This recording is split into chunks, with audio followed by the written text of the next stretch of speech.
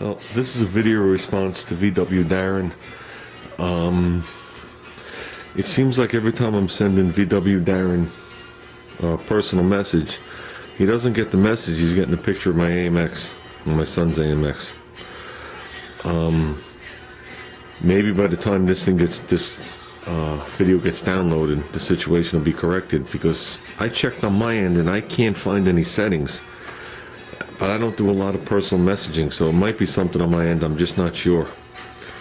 But I'm just going to show you a couple of things on this motor, because you mentioned the pistons and the rods and stuff like that.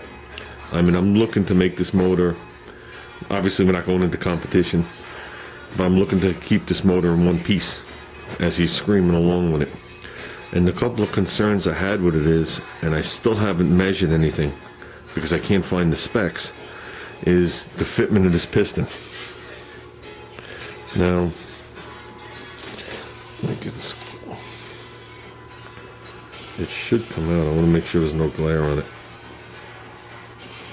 See, looking through this, my viewfinder, I can't tell if this is coming out or not. But basically, it gives me the part numbers of the piston, and it says standard on it. Now, when this piston was in the bore, when I had it assembled, this piston is super loose. I don't remember them ever being this loose. Okay, now I'm not going to be able to do it because I don't have the rod on, but I'll just put it in upside down and hold it by the pin just to give you guys an idea. When you put the piston in there, it's like stupid loose.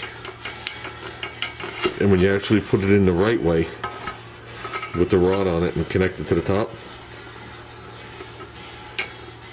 it's like really bad.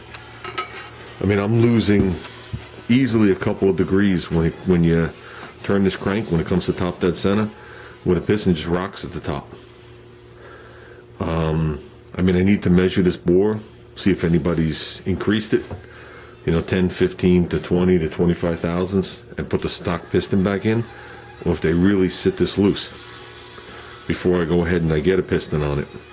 And the other thing, I mean, being in the automotive field, I would instantly condemn this, but I'm going to try and do this and hold it at the same time. Let me see. Got to make sure it's where it sits. I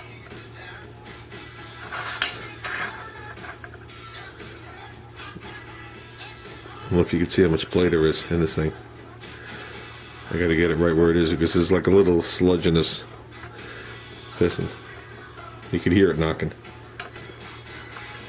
Okay, now, like I said, if this was an automotive motor, to me the piston's trashed. Okay, but I don't know, did they set these pins up that loose?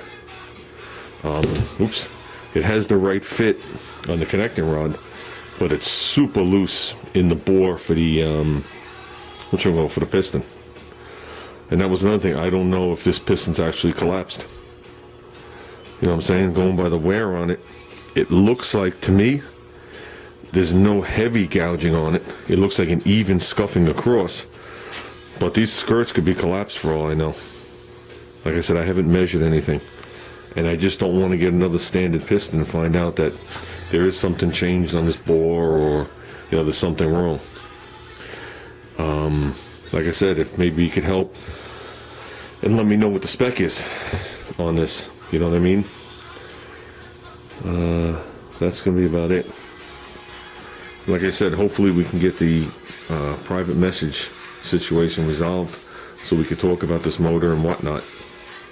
So like I said, I would like to put nice parts in it. It has the stock Raptor 3 rod, so I know there's only so fast they could spin before they go to. So I'm a firm believer of a good set of connecting rods. I mean, when I built the wagon motor, I bought the best connecting rods I could afford at the time, knowing that they'd be better than the rest of the motor, but I could do something stupid with it and it'd still be in the motor. So, like I said, I hope we can figure this out with the private messaging. And I think that's about it. I mean, I'm definitely interested in the cam. I know the lifters are definitely an issue. They have to be file fit. So, like I said, hopefully we can figure this out.